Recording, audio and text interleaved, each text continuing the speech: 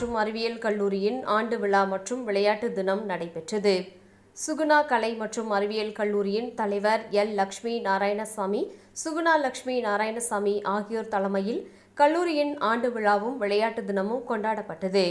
இவ்விழாவிற்கு பாரதியார் பல்கலைக்கழகத்தின் பதிவாளர் ரூபா குணசீலன் சிறப்பு விருந்தினராக கலந்து கொண்டு உரை நிகழ்த்தினார்.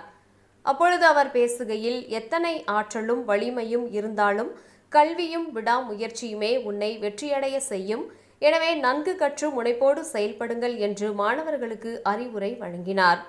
கல்லூரியின் ஆங்கிலத்துறை பேராசிரியர் டாக்டர் சோஃபியா வரவேற்புரை வழங்க, கல்லூரியின் முதல்வர் டாக்டர் ஆர். ராஜ்குமார் ஆண்டறிக்கை சமர்ப்பித்தார்.